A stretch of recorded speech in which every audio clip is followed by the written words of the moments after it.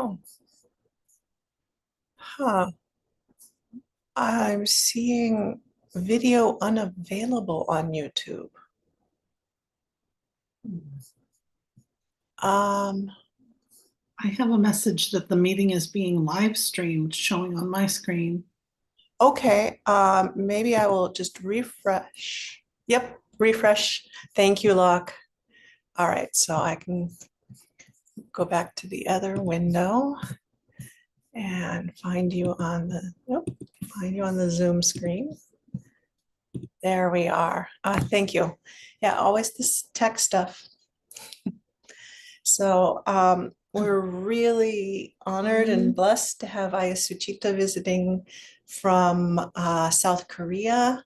I knew Aya from time at Dhammadharini and really, really valued that. So um, maybe Aya will make a few comments today, but come back on Thursday night for just our sitting together and a reflection from Aya then, if you'd like to hear more. And Aya will also be up at Clear Mountain on Saturday the 19th. And we'll have a chance to hear more from Aya at that time too. So, and Aya will be here till the 31st. So hopefully we'll have more time to sit and do Dhamma together. It's a pleasure to meet you. Should I? I'll Namo toss it together before I. Okay. Namo tassa bhagavato arahato samma sambuddhassa. Namo tassa bhagavato arahato samma sambuddhassa. Namo tassa bhagavato arahato samma sambuddhassa. Dhammam Sangham Namassami. So shall I start this with the okay. I asked if I would just turn it this way and I'll be able to read my notes better. But anytime, if you want to please insert anything, the camera will turn to whomever is there. And I'm going to switch it now to speaker view. And we will share the screen. All right, that looks good. Okay, so we're going into opinions and views this week.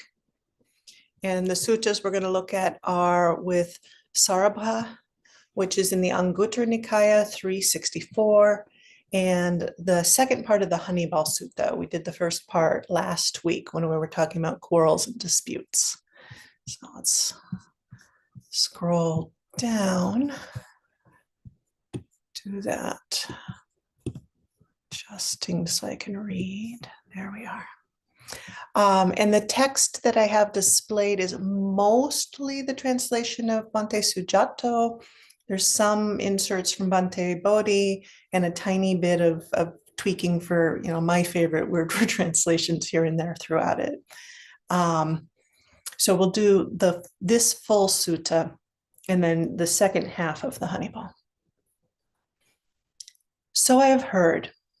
At one time, the Buddha was staying near Rajagaha on Mount Vulture's Peak. Now at that time, a wanderer called Sarabha had recently left this Dhamma in training. He was telling a crowd in Rajagaha, I learned the teaching of the ascetic who followed the Sakyan. Then I left their teaching and training. So just like last week, it was nice to have a little background on Dandapani. This is a little bit of background on this person, Sarabha. And so it's said in the commentary that Sarabha joined the order at the request of some of the other wanderers here. They're called paribhajikas, which means wanderer, well, one who walks. They had failed to find any fault with the Buddha's life, and they thought that his power was due to an avatanimaya, which he and his disciples practice once a fortnight behind closed doors. So, that there was this practice they were doing in secret that gave them all their power. This is the Patimokkha recitation of our rules. The power is only for checking ourselves and for living in harmony and community. It is not the Dhamma, it's the discipline. So he picked this up in a wrong way. So he agreed to go ordain and learn the secrets. And so he went and he showed humility. An elder ordained him, and then he learned the Patimokkha, which is the recitation of the bhikkhu rules. And the bhikkhunis have a similar, very overlapping, but also a slightly different set of rules. And he realized which he realized was what they took to be the Buddha's Maya. And you know what? I didn't look up this word, so let's just do it right now together. I'm going to the Digital Pali Dictionary and putting that word in, and we'll see if it's standard. Magic. They're magic. They're sorcery. So he was going to learn the Buddha's sorcery, for the Buddhist monastic sorcery. And so having learned it, he went back to the wanderers and taught it to them. And then he went about the city boasting, I know the Buddha's teaching, and I found it to be worthless because he didn't feel very magic. So this is kind of the story behind him going and bragging. What happens next? We'll go back to the sutta. Then several mendicants robed up in the morning and taking their bowls and robes entered Rajagaha for alms. They heard what Sarabha was saying. Then after the meal, when they returned from alms round, they went up to the Buddha, bowed, sat down to one side and said to him, the wanderer called Sarabha has recently left this teaching and training. He was telling a crowd at Rajagaha, I learned the teaching of the ascetics who follow the Sakyan, so followed the Buddha. Then I left their teaching and training. Worthy sir, please go to the wanderer's monastery on the banks of the Serpentine River to see Sarabha, the wanderer, out of compassion. And the Buddha consented with silence. So I just wanted to note that sometimes the bhikkhus just go back to the Buddha and tell him what happened, and sometimes they're tattling on each other. But it's really nice when they ask the Buddha, can you go see him out of compassion? So in some way, they did like and want well for Sarabha and the other wanderers. They're not just tattletales. So the sutta then continues. Then in the late afternoon, the Buddha came out of retreat and went to the wanderer's monastery on the banks of the Serpentine River to visit Sarabha, the wanderer. He sat on the seat spread out and said to the wanderer, Sarabha, is it really true, Sarabha, that you've been saying, I learned the teaching of the ascetics who follow the Sakyan, that I left their teaching and training? And the comment here is, notice how the Buddha is doing this. He's checking the source. So he heard it from the bhikkhus that I assume he can kind of read their mind. He can trust to them. And he can even tell whether it's true from Sarabha or not. But he very intentionally asks, is this true? And this is a critical practice when a lot of, me included, if I'm going to confront someone, rather than just considering what I heard about it, to actually go to them and say, I heard this, is that true? So that they can have an opportunity to give clarification. Well, when the Buddha spoke, Sarabha kept silent. For a second time, the Buddha said to Sarabha, tell me, Sarabha, what exactly have you learned of the teaching of the ascetics who follow the Sakyan? If you've not learned it fully, I'll fill you in.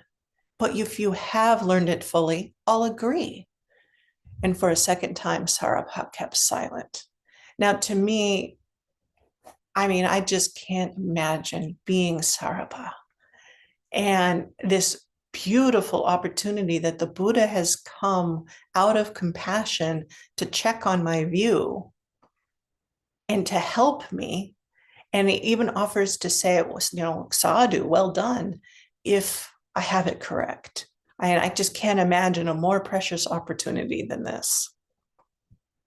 And we also can notice that the Buddha is not placing any good or bad judgment on the question. He's asking for clarification, and then he offers to share further teachings. He also offers to rejoice. So it's very even in the way that he's approaching. And I got a comment from Maya Suchita about this as well that I'll read, and you can add anything if you want. The comment is, before asserting our own opinions, the act of listening attentively and with care to the other person's thoughts is the first step in cultivating a right view. It is also a way to develop the wisdom to understand the essence of a situation from a third-person perspective. If each of us deepens our practice, we will not fall into the folly of discriminatory judgment. Very, very helpful. If we deepen in this practice, then we won't fall into this discrimination and judging. So I'll continue with the sutta. For a third time, the Buddha said to Sarabha, Sarabha, the teachings of the ascetic who follow the Sakyan are clear to me. What exactly have you learned of the teachings of the ascetics who follow the Sakyan? And notice he's talking about himself in third person here.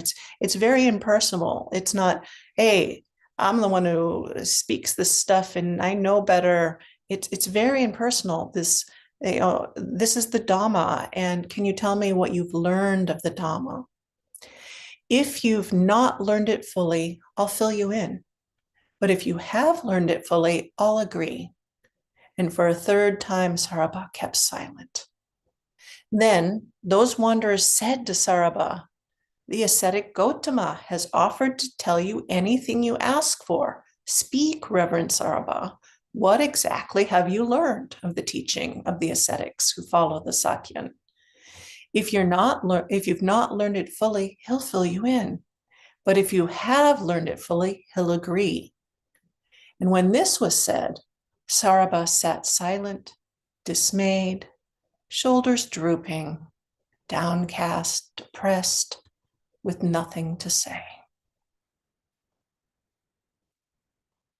So it's traditional to allow or ask a question up to 3 times. And on the third time, it's as if saying, this question is so important to me, I'll ask it 3 times, that there's almost like a societal norm that if they ask 3 times, I have to answer. And so Sarabha not replying is actually probably making the wanderers a little uncomfortable. And also, if they're the ones who sent him in the first place to go learn the teaching, and obviously he is come back with maybe a partial or a wrong understanding, they would probably like to get this cleared up as well. Knowing this, the Buddha said to the wanderers, "Wanderers, someone might say to me, you claim to be a fully awakened Buddha, but you don't understand these things. Then I'd carefully pursue, press, and grill them on that point. When grilled by me, they would, without a doubt, fall into one of these 3 categories." Now, I want to say there's actually a 4th category that happens a lot in the suttas where they say, "Honorable Sir, please tell me more about this." But he's actually talking about the ones where somebody's holding really tightly to their view. And there are 3 common ways that people who don't actually, like Dandapani in the sutta last week, and that will continue later, they don't actually really want to come to the truth of the Dhamma. They just want to have a good old argument and they want to win. And so when they're holding that kind of intention and stance, there are these three ways that they tend to fall into. They dodge the issue, distracting the discussion with irrelevant points. They display annoyance, hate, and bitterness, or they'd sit silent, dismayed, shoulders drooping, downcast, depressed, with nothing to say, like Sarabha. And the Buddha goes on, wanderers. Someone might say to me, you claim to have ended all defilements, but you still have these defilements. And maybe they're thinking of a certain one or two of the defilements, and they think that the Buddha still has that. So the Buddha then says, I'd carefully pursue, press, and grill them on that point. When grilled by me, they would, without a doubt, fall into one of these three categories. They dodge the issue, distracting the discussion with irrelevant points. They display annoyance and hate, bitterness. Or they'd sit silent, dismayed, shoulders drooping, downcast, depressed, with nothing to say, like Sarabha. Wanderers, someone might say to me, your teaching does not lead someone who practices it to the complete ending of suffering, the goal for which it is taught. Then I would carefully pursue, press, and grill them on that point. When grilled by me, they would, without a doubt, fall into one of these three categories. They dodge the issue, distracting the discussion with irrelevant points. Anyone ever done that or had that done to them? I'm going to raise both hands, maybe my feet too.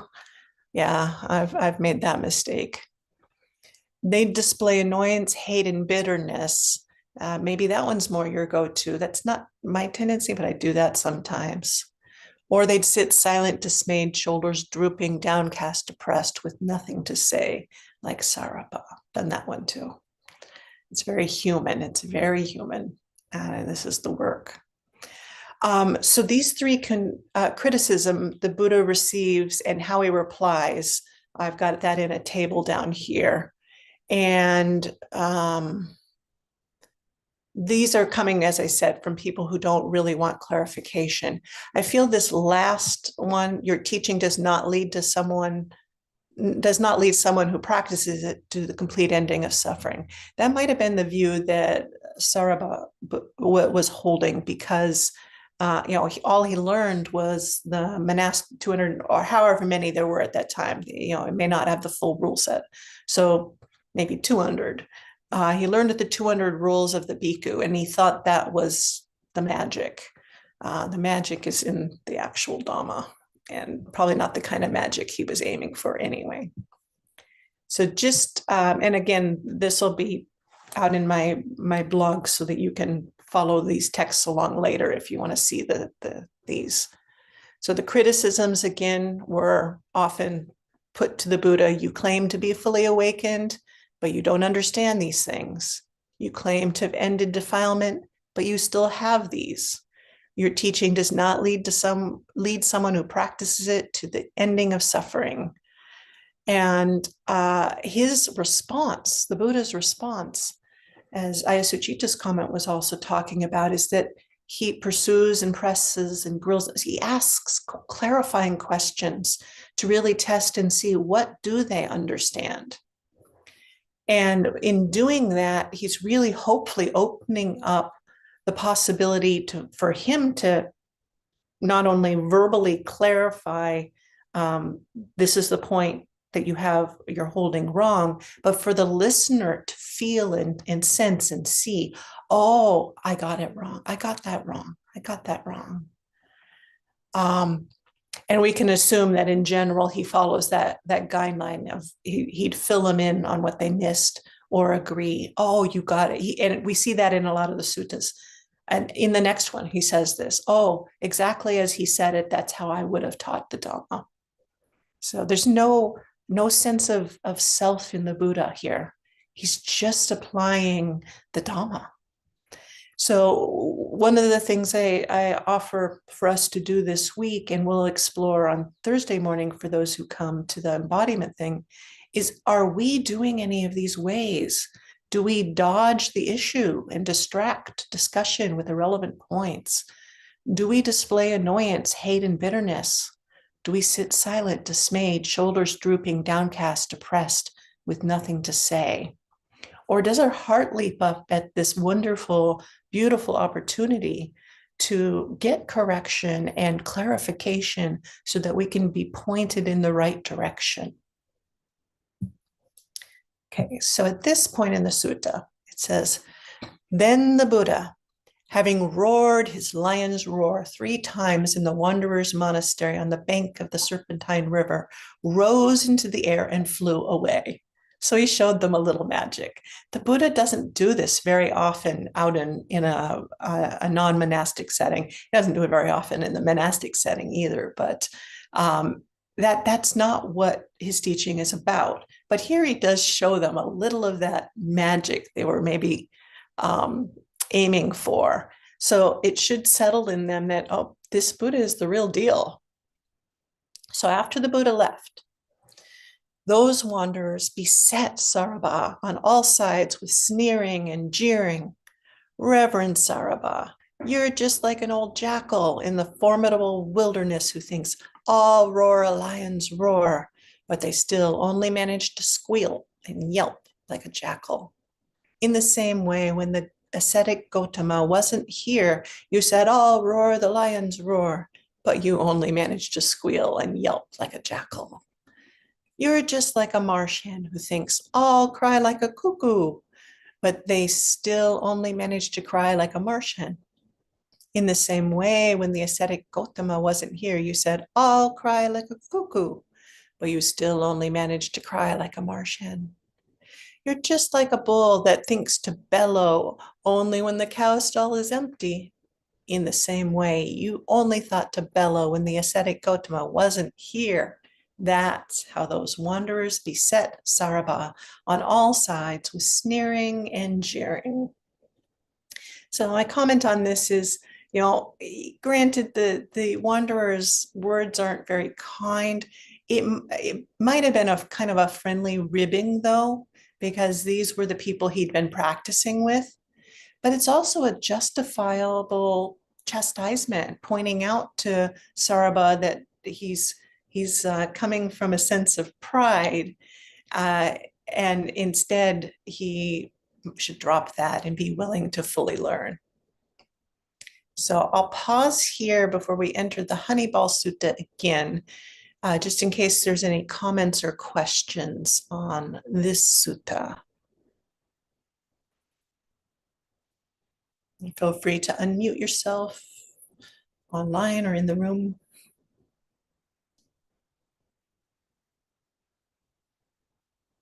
All right, no questions. We will continue on into the Honeyball Sutta then, which we started last week. Last week, we looked at the part about quarrels and disputes when Dandapani came in on his stick and asked the Buddha about his teaching. And so we're going to continue now with just a slight overlap.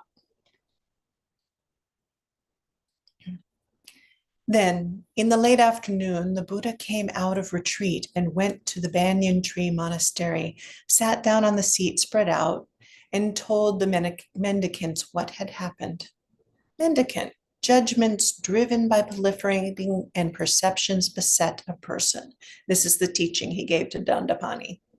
Mendicant, judgments driven by proliferating perceptions beset a person. If they don't find anything worth approving, welcoming, or getting attached to in the source from which these arise, just this is the end of the underlying tendencies to desire, repulsion, views, doubt, conceit, the desire to be reborn, and ignorance. This is the end of taking up the rod and the sword, the end of quarrels, arguments, and this is where these bad, unskillful qualities cease without anything left over. That is what the Buddha said. So that happened right before where we're picking up this week. When he had spoken, the Holy One got up from his seat and entered his dwelling. Soon after the Buddha left, those mendicants considered, the Buddha gave this brief summary recital, then entered his dwelling without explaining the meaning in detail. Who can explain in detail the meaning of this brief summary recital given by the Buddha? Then those mendicants thought, this Venerable Kaccāna is praised by the Buddha and esteemed by his sensible spiritual companions. He's capable of explaining in detail the meaning of this brief summary recital given by the Buddha. Let's go to him and ask him about this matter. So, and the intro, I've ellipsed a little bit, taken out so that we can get back into the full Dhamma part, but here's a little bit of it. Then those mendicants went to Kaccāna and exchanged greetings with him. When the greetings and polite conversation were over, they sat down to one side and they told him what happened and said, may Venerable Kaccāna please explain this. Though you were and this is his reply, though you were face to face with the Buddha, you overlooked him, imagining that you should ask me about this matter. For he is the Buddha, the realized one. That was the time to approach the Buddha and ask about the matter. You should have remembered it in line with the Buddha's answer. And they reply, certainly, that was the time to approach the Buddha and ask about this matter. Still, Kaccāna is praised by the Buddha and esteemed by his sensible spiritual companions. Please explain this if it's no trouble. So they do press, which our wanderers didn't do. They press because they do want to understand. They're there because they want to understand the Dhamma. And the Venerable Kaccāna replies, well then, Reverends, listen and apply your mind well. I will speak. Yes, Reverend, they replied. Venerable Kaccāna said this. Reverends, the Buddha gave this brief summary recital, then entered his dwelling without explaining the meaning in detail. Judgments driven by proliferating perceptions beset a person. And I put this comment in last week, but I think because it's so critical in the sutta, I'm going to repeat it this week. And this comes from Bhante Sujato, and you'll find the comment in full at Sutta Central, but it's definitely based out of, I can't switch to show you the other one. The name of the book is Concept and Reality. I would love to get a paper copy of it, but it's freely available in PDF form. So highly recommended book, Concept and Reality, that was written about these topics, and it's one of the most valuable reads for me outside of the canon itself. So I would highly recommend that. And I can tell that Bhante Sujato's comments here are fed from that. And if you want to email the Vihara, I can send you a link to the PDF. So judgments driven by proliferating perceptions beset a person. Judgment, Pali is sankha. This is the way we appraise or assess ourselves, especially in relation to others. And then papancha, that's the proliferation. That's the compulsion of the mind to spread out in endless inner commentary that hides reality. Anyone have that happen during meditation? Yeah, hands. Samudha charanti, that's beset. And this conveys the sense that the person's overwhelmed and swamped, no longer agent of their existence. This is the point in dependent origination where craving's gotten a hold and blah, blah, blah, the dominoes are going to fall. And then parisa, person, is the conventional sense of this self that arises from desire and identification. And this is the key to unraveling our whole practice. And here's the Pali for these words. Papancheti, That's the proliferation, forming various opinions. Papancha, that is the various opinions, the proliferation, endless conceptualization. It's literally an expanding, spreading your mind, not that warm-hearted expanding we do in metta practice, but like a mind map. This concept, oh, that makes me think of this, oh, that makes me think of that. That's what's going on here with papancha. And it doesn't have to be externally verbal. It can be internally verbal, and it's still papancha. Okay, so we're going to go back to the sutta, and I've got 2 translations on this section because I think it's very important. If they don't find anything worth approving, welcoming, or getting attached to in the source from which these arise, just this is the end of the underlying tendencies to desire, repulsion, views, doubt, conceit, the desire to be reborn, and ignorance. This is the end of taking up the rod and the sword, the end of quarrels, arguments, and disputes, of accusations, divisive speech, and lies. This is where these bad, unskillful qualities cease without anything left over. And here's I.B. Horner's translation.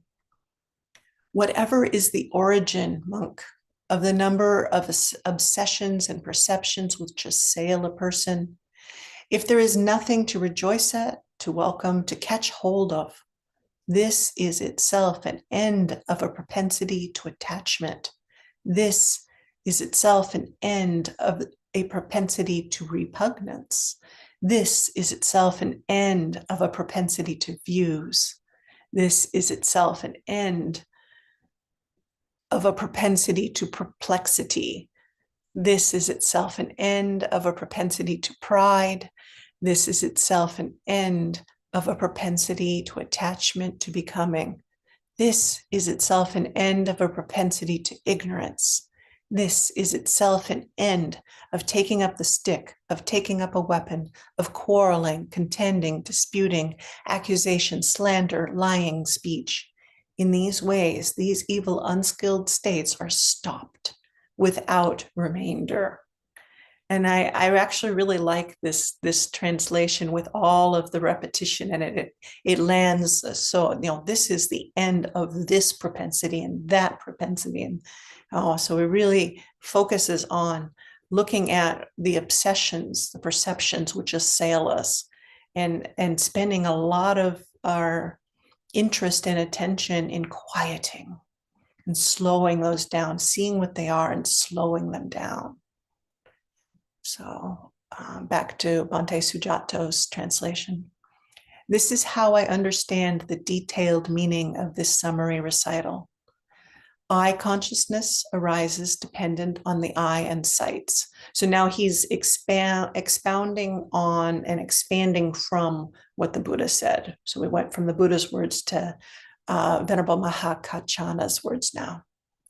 Eye consciousness arises dependent on the eye and sights. The meeting of the 3 is contact. Contact is a condition for feeling. What you feel, you perceive. What you perceive, you think about. What you think about, you proliferate.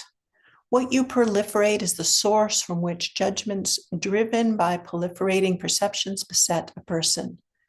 This occurs with respect to sights known by the eye in the past, in the future, and in the present.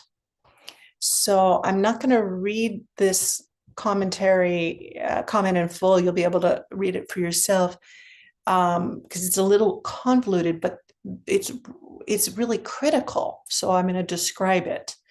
What's happening, he's talking about dependent origination here, but you probably could notice what usually in dependent origination follows a contact and then feeling. What follows feeling generally? Does anyone know? Sense spaces. Sense spaces. And from there we get to... Is it craving? Craving. That's it. So we get to craving. And here he says we're going to perception. So is it the same? Is it different? I can leave that for you to play with. But really, when we get into this act, and by perceiving here, we're talking about papancha, not about just pure sanya, just the pure, this is blue, that is yellow, this is bright, that is dark. So it's not talking about the reception of the eye or the ear, or it's once we've had that contact and the feeling and the, that we're starting the ball rolling into proliferation. And what's really, really interesting about this, and I actually had wanted to put in, and maybe I will in the notes later, put in where we go from nouns to verbs to it's happening to us, which I described a little bit last week. So you have just kind of this general, this is what happens because it's the natural unfolding of things. Of you have an eye, you have sight, and then you have the consciousness that's aware of the sight. And when those come together, there's contact. There's no person involved at this point. It's just the receptors of rods and cones and the brain, mind, capacity to read the data coming in from that, and then that sense of recognition and feeling arises. And then at that point, then it goes into the perceiving, and I believe that's where we change to a verb form. So now there's somebody with an action doing an action. We've got this perceiving, and then we get into the proliferating. And at that point, that is the source. So we've now reified something that begins to assail us. So now we're being acted on. And this is where that I exist really, really starts to come in, and a story begins to unfold. So I would recommend playing with this a lot more. Bhante says, the passage clarifies the grammatical relationships between the terms, that perception leads to proliferation and proliferation results in judgments. So this is how we get to our opinions and views. And depending on our Dhamma practice, how strongly we hold those opinions and views. So I'm going to continue with the other senses. Ear consciousness arises dependent on the ear and sounds. Nose consciousness arises dependent on the nose and smells. Tongue consciousness arises dependent on the tongue and tastes. And I'm going to expand, use I.B. Horner's translation that translates all the words, doesn't ... it. Because I think tongue and taste, that's one that it assails a lot of us. But B, it's also a place where typically when you're eating, you can have the opportunity to be examining this. If we're just out in the world hearing or moving, or it sometimes is a little harder to apply our mindfulness. But I suggest that with eating, you do typically have an opportunity at least once a day when you're probably have your breakfast by yourself, or maybe you have a cup of coffee or something by yourself. You could notice. This is a spot to really say, I want to notice. So this is I.B. Horner's translation in full on this. Gustatory consciousness, isn't that great? Gustatory consciousness arises because of tongue and tastes. The meeting of the three, so before this he mentions the consciousness. Gustatory consciousness, that's one, arises because of the tongue, two, and tastes, three. The meeting of the three is sensory impingement. Feelings are because of the sensory impingement. So that's the sixfold sense part. What one feels, one perceives, so that's the feeling, and then it goes to perception rather than to craving. But I know for a lot of us, what we do notice with the gustatory consciousness is a craving. And so what you perceive, what one perceives, one reasons about, oh, this is so good. I love the balance of the flavors. I want more. What one reasons about, one obsesses one. I think this is going out of season. I should get more in the store and freeze some. What one obsesses, one is what obsesses one is the origin of the number of perceptions and obsessions which assail a person in regard to tastes cognizable by the tongue, past, future, and present. So I was just about to say, what a mouthful. It's probably a pretty good pun there. So when you have a mouthful, you can really, really start to delve into, are you going down this chain of dependent origination and building a self? Continuing, body consciousness arises dependent on the body and touches. Mind consciousness arises dependent on the mind and ideas. The meeting of the three is contact. Contact is a condition for feeling. What you feel, you perceive. What you perceive, you think about. What you think about, you proliferate. What you proliferate is the source from which judgments driven by proliferating perceptions beset a person. This occurs with respect to ideas known by the mind in the past, future, and present. I think in the interest of time, I will also skip this comment from Bhikkhu Sujato, getting at the ideas and objects and concepts, because it's one that I'd like you to read and sit with, because it's, linguistically to unpack it. So we'll continue with, when there is the eye, sight, and eye consciousness, it will be possible to discover evidence of contact. So this is him telling you, you can do this practice.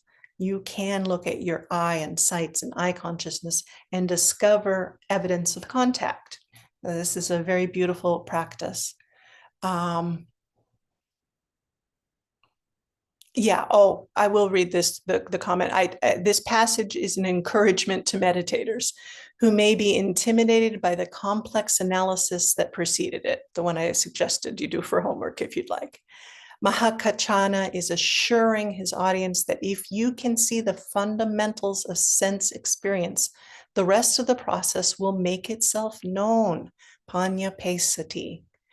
And Bhante Sujato renders the repetitive phrase pasapanyating panya pesati idiomatically as will discover evidence of contact. But more literally, it might be the making known of contact will make itself known. This sounds so much like the way you teach IA. Let's see. All right. Should I continue or do you want to comment? Okay. Where there is evidence of contact, it will be possible to discover evidence of feeling. Where there is evidence of feeling, it will be possible to discover evidence of perception. Where there is evidence of perception, it will be possible to discover evidence of thought. Where there is evidence of thought, it will be possible to discover evidence of being beset by judgments driven by proliferating perceptions. And it goes on for where there's the ear, the nose, the tongue, the body, the mind, through the same thing. Ideas and mind consciousness, it will be possible to discover evidence of contact. Where there is the evidence of contact, it will be possible to discover the evidence of feeling. Where there is evidence of feeling, it will be possible to discover evidence of perception.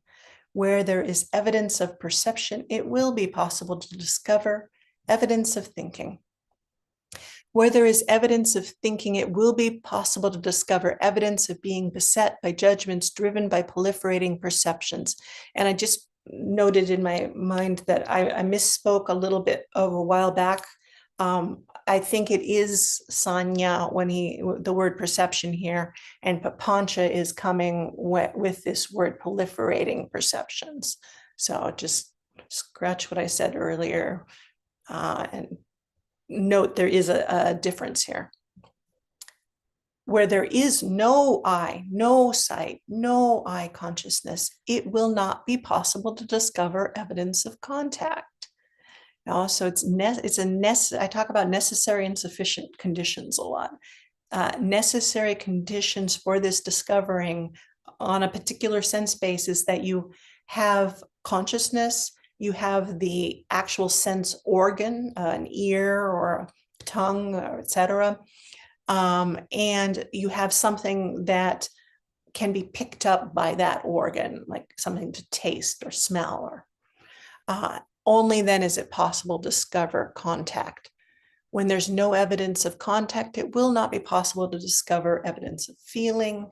Where there's no evidence of feeling, not possible to discover perception. Without perception, no evidence of thinking. Without thinking, it will not be possible to discover evidence of being beset by judgments driven by proliferating perceptions. So if you're not thinking, you're not beset by proliferating perceptions. And thinking doesn't, some people are verbal thinkers, some people are visual thinkers, some people are kinesthetic thinkers. All of those can fall into that category of the mental. If your mind is not running around, then it's not going to get beset by the perceptions. And he goes again through when there is no ear, nose, tongue, body. So when each of if the sense organ's not there, you won't have the contact, you won't have the feeling, the perception, the thinking, and the proliferation. He is not recommending you cut off ears and noses and tongues. That is not the Buddha's teaching. This is just the teaching for us to notice. Now, when that sense organ isn't available for some reason, maybe you naturally don't have it. Alex has a cat who doesn't have eyesight, so isn't going to experience this. Or maybe you've lost your hearing for permanent or a time. You won't be beset in that manner, but it doesn't mean it's not nice to have ears or eyes or whatever. So he says, this is how I understand the detailed meaning of that brief summary recital given by the Buddha. If you wish, you may go to the Buddha and ask him about this. You should remember it in line with the Buddha's answer. And so they do. They go back to the Buddha, they bow, they pay respects, and they say, Kaccāna clearly explained this, and they go through and repeat the whole thing. And the Buddha says, Kaccāna is astute, mendicants. He has great wisdom. If you came to me and asked this question, I would answer it in exactly the same way as Kaccāna. That is what it means, and that's how you should remember it. And I want to note that in reality, the Buddha would probably have used different words, but he hones in time and time and time again that if it's the Dhamma, whether it's said this way or that way, it is the Dhamma, and it's as if I would have, it's exactly as I said it. It's only when someone says something that's not the Dhamma that he would say, that is not how I said it. You'll say the same thing when someone goes to the Bhikkhuni Dhammadina, when they've gone to Sariputta, the exact words that monastic used are not what the Buddha is talking about, so don't take it literally. But he's praising those monastics and I think there's a case or two of a layperson as well, that yes, that is how I would have said it. When he said this, Venerable Ananda said to the Buddha, Sir, suppose a person who was weak with hunger was to obtain a honey cake. Wherever they taste it, they would enjoy a sweet, delicious flavor. In the same way, wherever a sincere, capable mendicant or any practitioner might examine with wisdom the meaning of this exposition of the teaching, they would only gain joy and clarity. Sir, what is the name of this exposition of the teaching? Well then, Ananda, you may remember this exposition of the teaching as the honey cake discourse. That is what the Buddha said. Satisfied, Venerable Ananda approved what the Buddha said. So that's how we got the name for this sutta. So, sadhu, sadhu, sadhu, the Buddha's words. I'm going to stop the sharing, and then we'll just open up for any comments, questions, clarifications. Can I turn so that you can be on screen now? Yeah, okay. All right, so do you want to have any comments that you would like to say? I just probably am thinking for the deal with the five senses. When we see, smelling, for feeling everything, if we can see all the things without just as it is, we don't have any opinion of that. So the example, when you see the red ball, the human being's habit is just like when you see red ball, just see the red ball, you feel, oh, there is the red ball. But people usually doing, I don't like red color, or just at the same time, the thinking coming, and then there is the appears, likes and dislikes. They make some confusion to even yourself. So if you practice, see what it is as it is, so without any your thought, or not add any of opinion for that. So you can see very clearly to everything, and then you can also know what that is. Real things you can find out from that. I do. Alex, I just wanted to ask a question about that. can I turn to you? Oh, All right. so yes, I just wanted to ask a question about Ayasuchita's comment just now. So I'm going to use like a concrete example. So suppose you're tasting honey, and it's almost the first thought for me when I taste honey is, oh my gosh, this is so good. So in order to practice this sense of experiencing this pleasant sensation without the judgment, I guess I'm asking, what are some strategies? So should I like focus instead on the texture of it, or try to find the unpleasant in it, or try to just dissociate from it? I just don't know how to apply that in a concrete situation. Beautiful. That is the part of the practice. Everybody is all the humans are the same because we have all five senses. So when you see something directly, you give them some feeling from you. So just trying to see what it is as it is. So you just feel without, oh, this is very good, or I had this. Then you just feel the honey, oh, very good taste. That's all. You don't add any of them from your feeling. Then you can see what is real honey is. If you add something, if you meet someone, they're talking about honey. When you said, oh, honey was so nice, it was so happy to eat. Some people, I don't like honey. That kind of people can feel like same as you. So that is the opinion differences. So we refute any of quarrels. We just say, honey is so good, that's all. To me, only to me, not the same as everybody. So I just wanted to practice when you have a right view, you can see original things as it is. Don't have to add any of your opinions of that honey. Just feel it.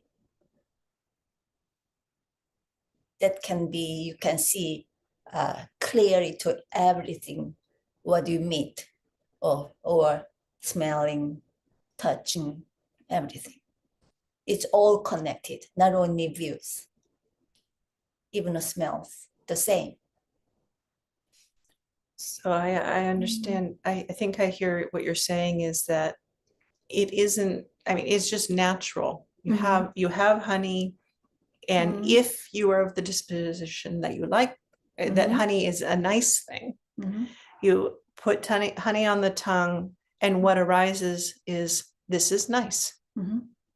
And the Buddha too experienced, this is nice, this is, unpleasant, pleasant.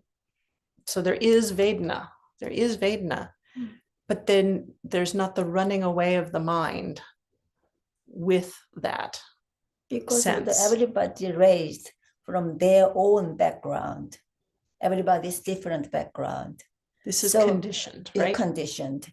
So the Ajahns, all Ajahns say, there's no likes and dislikes. That's all your perception. Mhm. Because everybody's different. Yeah, so just practice to see everything. If you wanted to clearly to see every object, just feel free to only see that as it is. And sometimes I laugh then. Yeah, sometimes. Of course. Of course I feel like this or yeah. And that is what the sutta is about, is watch it, see it, see it. If it's totally obsessing you, that's when the Buddha would say, bring in a subha practice, bring in repulsiveness of food and those kind of things. But that's like an antidote teaching for when you're running away with it. That's not wisdom. It's like taking medicine. Does that make sense? It does. I also just wanted to say, it seems like this, what precedes this perception is a sense of not self, because the like and dislike doesn't belong to you. Right. It belongs to Yes, right. conditions. Yes. This path is just a real circle. Yep. And this precedes right view, which is the first step of the path. Mhm. So if you progress your practice to the focus on the fourth part, that all connected, never be separated. So you can feel. If you practice one thing, you can feel all of that. Mhm. So I can always say very easy to practice. But some people feel, oh, it's very hard for me. They will be hard. But if you feel it's very hard, you just choose one thing at the one time. Just want to see clearly. That's all you do. If you do that, and then just do it without any too much overthinking, just simply do. Always we think we have to do washing the bowl. People usually thinking the laziness come up. No, later. What about I do something first and then do later? That is all something make you be lazy. But if you without any thinking, just go there and start washing, very happy. Because there's no confusion from your mind. Just do it.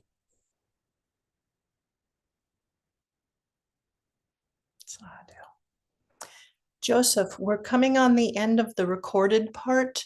Do you have a brief thing regarding this sutta, or do you want to save it for the after party when have more casual time? That's you love it and you want to wait? Now, yes, okay, excellent. Will do. So we're going to go to the Arahang together, praise of the Buddha, Dhamma, and Sangha, and then I'll stop the recording and people can stay on for a little while, and we'll start with Joseph at that time. So, and thank you everyone for coming.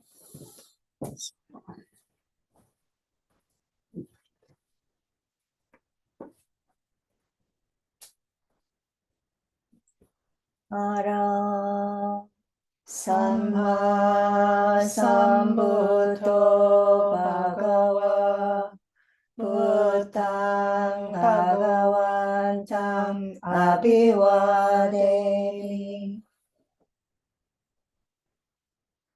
Swagato Bhagavata Dhammo Dhammang Namasami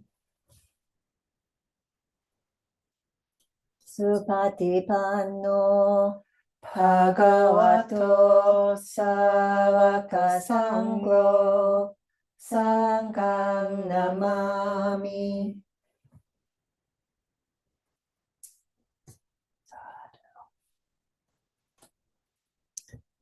So thank you for joining, and I'm gonna shut the recording off and then we can continue the conversation.